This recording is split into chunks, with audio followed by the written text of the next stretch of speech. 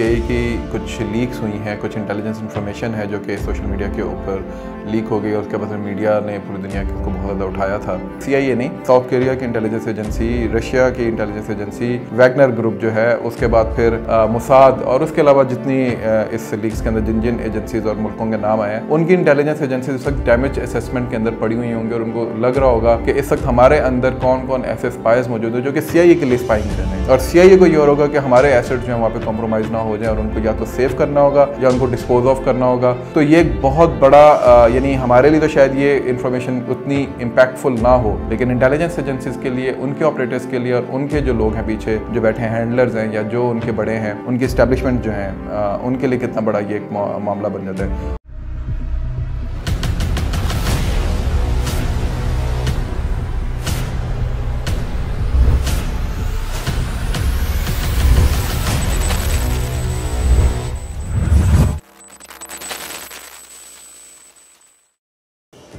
अस्सलाम वालेकुम जी, मेरा नाम सलमान जावेद है और आज की कहानी की नई एपिसोड के साथ आपके सामने हाजिर हूँ। आज की जो एपिसोड है ये फोकस करेगी जो सीआईए की लीक्स हैं। अभी पिछले दिनों आपने सुना होगा, बहुत ज़्यादा ख़बरों में आ रही थी बात कि सीआईए की कुछ लीक्स हुई हैं, कुछ इंटेलिजेंस इन्फॉर्मेशन है जो कि सोशल मीडिया के ऊपर लीक हो गई और उसके बाद मीडिया ने पूरी दुनिया के उसको बहुत ज़्यादा उठाया था। और उसके अंदर कुछ यूक्रेन की वॉर के हवाले से कुछ बातें थीं, कुछ सीआईए के इस हवाले से बातें थी कि वो सिर्फ ये नहीं कि वो रशियन इंटेलिजेंस एजेंसीज़ के अंदर और मिनिस्ट्री ऑफ डिफेंस के अंदर उनकी पेनिट्रेशन कैसी है, बल्कि ये भी था कि यूक्रेन की वॉर की असेसमेंट जो है वो सगत वो कैसी कर रहे हैं, उसमें कहाँ कहाँ इनको इश्यूज़ आ रहे हैं, यूक्रेन को कहाँ कहाँ इश्यूज़ आ रहे हैं। इसके अलावा इस लीक के अंदर ये भी बताया गया कि अमेरिका जो है वो सिर्फ यूक्रेन और रशिया के ऊपर फोकस नहीं है, बल्कि वो अपने दोस्तों को भी स्पाई करता है, बल्कि उसके अंदर भी उसकी इंटेलिजेंस जो है वो घुसी हुई है और वो इंटेलिजेंस गैदरिंग वहाँ से कर रहे होते हैं और एस्पियोनाज के अंदर इन्वॉल्व हैं। ये जो लीक्स हुई हैं ये अप्रैल 6 को हुई थी। अप्रैल 6 को जब ये न्यूयॉर्क टाइम्स ने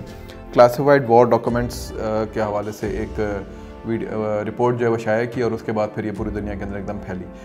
पता ये चला कि 1 महीने से ये डॉक्यूमेंट्स जो हैं वो ऑलरेडी पब्लिश थे किसी जगह के ऊपर और वहाँ पे किसी की नज़र नहीं थी, लेकिन फिर जब ये सामने आए तो उसके बाद फिर ये जो है वो वहाँ से रिट्रैक्ट होना शुरू हुआ है। ज़ाहिर है सीआईए ने और फिर बाकी टेक इंडस्ट्रीज़ ने जो कि सीआईए के साथ लाइजान के अंदर होती है, उन्होंने उनके साथ कोलैबोरेट किया होगा और इसको फिर आहिस्ता आहिस्ता सोशल मीडिया से उन्होंने हटाना शुरू कर दिया। मेरी अपनी एक ट्वीट थी जिसके अंदर मैंने कुछ डॉक्यूमेंट्स डाले थे और मुझे ट्विटर की तरफ से नोटिफिकेशन आ गया था, बल्कि मेरा अकाउंट लॉक हो गया था और फिर मुझे जो है वो जो ट्वीट है उसको डिलीट करना पड़ा और उसके बाद फिर मेरा अकाउंट जो है वो अनलॉक हुआ। सो बड़ा एग्रेसिवली उन्होंने इसको फॉलो किया जब ये लीक्स मंजर आम पर आई और उसके बाद फिर उन्होंने इसको किस तरह से कर्टेल किया। ख़बरों के मुताबिक उन्होंने एक शख्स को गिरफ़्तार भी किया जो कि national guard, air force national guard का 21 साल कोई नौजवान है और उस बकौल बहुत से लोगों के उसने ये लीक्स जो हैं वो प्रिपेयर किए हैं। अभी एक और ख़बर आज मैं सुबह पढ़ रहा था कि कोई नेवी की खातून है, उनको भी उन्होंने एप्रीहेंड किया और उनके ऊपर भी ये इल्ज़ाम है कि उन्होंने इस तरह की इंटेलिजेंस लीक्स की हैं। अब इसमें किस हद तक सच्चाई है, किस हद तक सच्चाई नहीं है तो पता चलेगा बाद में, लेकिन ये ज़रूर है कि इस तरह की जो चीज़ें हैं ये पहले भी होती रही हैं। ये पहली दफ़ा नहीं है कि अमेरिका की इंटेलिजेंस जो है वो इस तरह लीक हुई है और पूरी दुनिया के अंदर जो है वो अमेरिका के लिए डिप्लोमेटिकली भी, इंटेलिजेंस वाइज भी और वैसे भी जो है वो शर्मिंदगी का बायस बनी है। लेकिन इसका क्या अमेरिका की सेहत पर असर पड़ा या ना पड़ा, इसको तो हम बाद में असेस करेंगे, लेकिन ये ज़रूर है कि एक रिपल इफ़ेक्ट आता है इंटेलिजेंस एजेंसीज़ के ऊपर, उनकी कैपेबिलिटीज़ के ऊपर और उनकी जो रिस्क असेसमेंट उन्होंने की होती है बहुत से हवालों से, चाहे वो वाक़या हो चुका हो और वो सिर्फ रिपोर्ट हो उसके बाद की, या वाक़या ना हुआ हो और होने वाला हो, दोनों सूरतों में बहरहाल एक डैमेज होता है जिसको उन्होंने फिर कैटर करना होता है। अच्छा, इसमें जो रेवलेशंस हुई हैं वो एक तो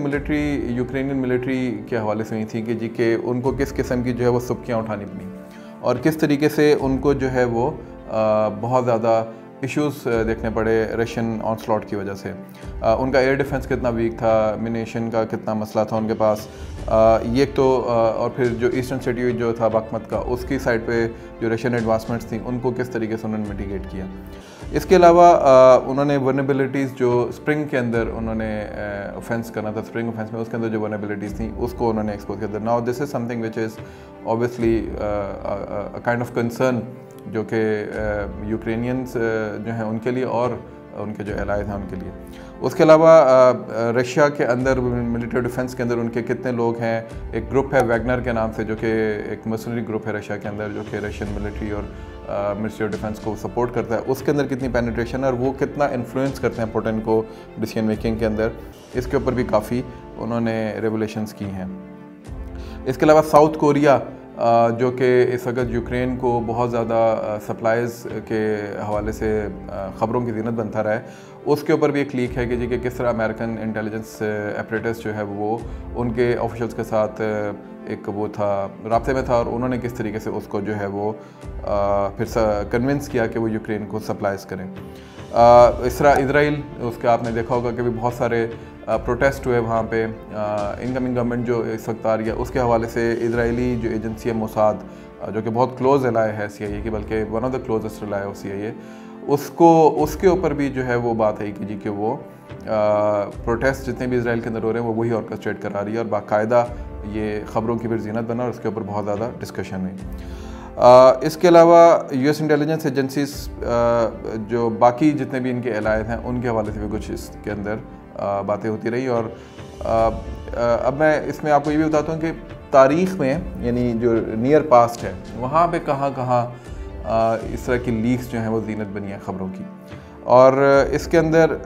बड़ा इंटरेस्टिंगली जो है वो आप देखेंगे 2001 के अंदर एक FBI एजेंट थे रॉबर्ट हैंसन, और वो इसलिए उनको पकड़ा गया क्योंकि एस्पेनाज के उनके ऊपर चार्जेस थे, और उन्होंने बहुत सारे हज़ारों क्लासिफाइड डॉक्यूमेंट्स जो थे वो उन्होंने KGB को दिए थे, और KGB ने वो फिर बाद में लीक कर दिए थे। और उनके अंदर US की काउंटर इंटेलिजेंस और उसके अलावा और बहुत सारे मामला जो 1979 से लेकर 2001 तक काउंटर इंटेलिजेंस के ऑपरेशंस जो वो करते रहे हैं। मिलिट्री वेपन टेक्नोलॉजीज़ के ऊपर बात थी, न्यूक्लियर वॉर के हवाले से एलिमेंट्स थे, नई टेक्नोलॉजी के हवाले से डॉक्यूमेंट्स थे, वो तमाम के तमाम चीज़ें जो हैं वो उन्होंने KGB को दी थी। और KGB के बाद ऑब्वियसली वो FSB भी थी, तो उसको उन्होंने फिर नैप किया था, और सन 2001 के अंदर ये बात मंजर आम पर आई थी। 2010 के अंदर फिर चेल्सी मैनिंग, बहुत मशहूर केस विकीलीक्स वाला, उन्होंने फिर 7.5 लाख 750,000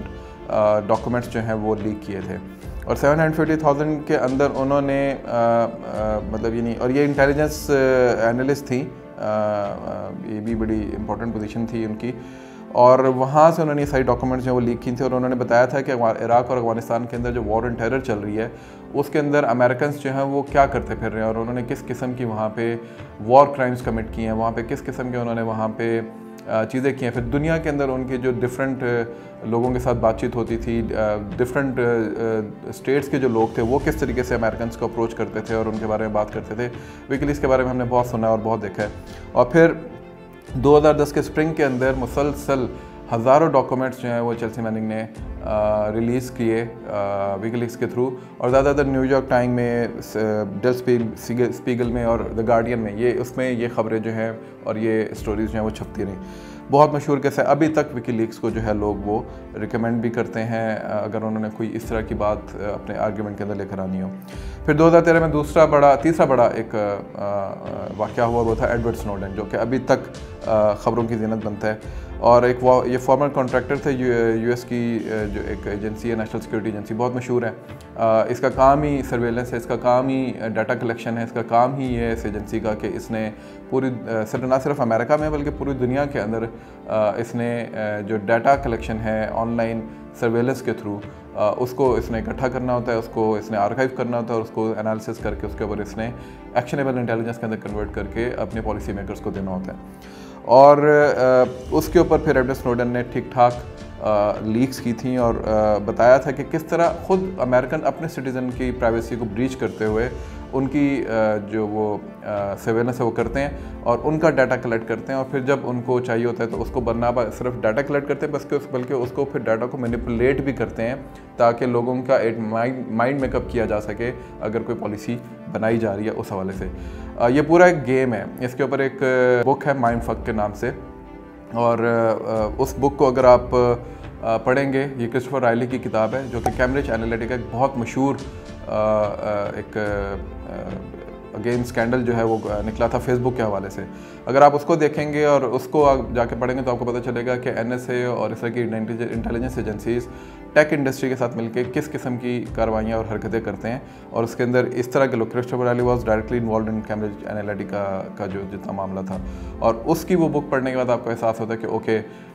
डाटा कलेक्शन जो है वो किस तरीके से लेके जाई जाती है इस साइड के ऊपर, और मैनिपुलेशन की जाती है, परसेप्शन इंजीनियरिंग की जाती है, परसेप्शन मैनेजमेंट की जाती है, और हमें ये लग रहा होता है कि शायद ये हमारे अपने ख्यालात हैं जो कि हम जिनका इजहार सोशल मीडिया के ऊपर कर रहे हैं, हमारी साइकोलॉजी को किस तरह इफेक्ट किया जाता है उस डाटा के थ्रू। तो NSA का प्राइमरली जो है वो ये काम होता है। उसके बाद फिर इन्होंने ये भी बताया कि प्रिज्म के नाम से एक इनका प्रोग्राम है जिसके अंदर ये टेक इंडस्ट्री के साथ, वही जो मैं भी बता रहा था कि कैम्ब्रिज एनालिटिका को अगर आप पढ़ेंगे तो स्नोडेन की जो बातें हैं वो आपको काफ़ी हद तक फिर पता चलेंगी। आप जब वो बुक पढ़ेंगे माइंडफक, और उसके अंदर आप क्रिस्टोफर रैली के इनका शफात पढ़ेंगे, और it's an on record element. और फिर कैम्ब्रिज एनालिटिका के ऊपर तो एक बहुत मशहूर डॉक्यूमेंट्री भी आई थी, उसका कुछ इल्ज़ामात खैर हमारे सियासी अकाबरीन के ऊपर भी लगे थे कि उन्होंने भी कैम्ब्रिज एनालिटिका की जो सर्विसेज हैं उनको उन्होंने एक्वायर करने की कोशिश की थी। फिर 2017 में विकीलीक ने एक वॉल्ट 7 के नाम से डॉक्यूमेंट रिलीज़ किया, और उसके अंदर उन्होंने बताया कि CIA की जो कैपेबिलिटीज़ हैं साइबर स्पेस के ऊपर, और ऑनलाइन एक्टिविटीज़ को मॉनिटर करने की और सर्वेल करने की और एस्पियोनेज करने की, वो क्या हैं। और उसके अंदर उन्होंने फिर बताया कि किस तरीके से वो इंक्रिप्शंस को बाईपास करते हैं, किस तरीके से वो मालवेयर्स भेजते हैं आपके मोबाइल फ़ोन पे, स्मार्टफोन्स को, स्मार्ट TVs को, लैपटॉप्स को किस तरह वो हैक करते हैं। इवन सिग्नल और व्हाट्सएप जो ये ऐप जिनको हम बड़ा समझते हैं कि महफूज हैं, इन तक उनकी एक्सेस किस तरह होती है टेक इंडस्ट्रीज़ के साथ मिलकर। अगेन वही प्रिज्म वाला जो प्रोग्राम जो NSA के साथ मिलता है, और फिर CIA के अंदर भी वो मौजूद है। टेक इंडस्ट्रीज़, गूगल और फेसबुक और ये सारे जो हैं, पता नहीं है, मैं चलाऊँगा वीडियो जब यूट्यूब पे तो कहीं गूगल इसको ख़त्म ही ना कर दे, तो ये किस तरीके से जो है वो लेके चलती हैं। ये वॉल्ट 7 के नाम से विकीलीक का एक डॉक्यूमेंट था, उसके अंदर हुआ था। अच्छा, जो अभी जो लेटेस्ट लीक है उसके कंटेंट के बारे में मैं आपको बता चुका हूँ कि उसमें उन्होंने किस तरीके से ज़ेलेंस्की के बारे में बात की, उन्होंने किस तरीके से जो है वो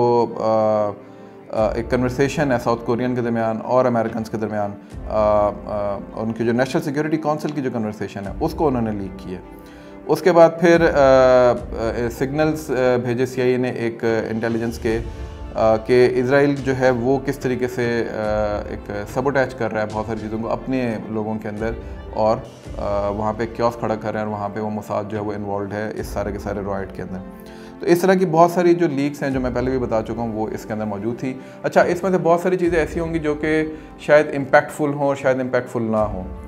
जैसे मैंने पहले कहा कि जो हमारे लिए शायद ऐसे होंगे, अच्छा यार ये इन्फॉर्मेशन हम सबको ऑलरेडी पता चल चुकी हुई है, लेकिन इंटेलिजेंस एजेंसीज़ के लिए बड़ा मैटर करती है, क्योंकि उसके अंदर उनके बहुत सारे एसेट्स जो हैं वो लायबिलिटीज़ बन जाते हैं और वो एक्सपोज हो जाते हैं, और उनकी एक पूरी एक कार्रवाई होती है पीछे जो कि वो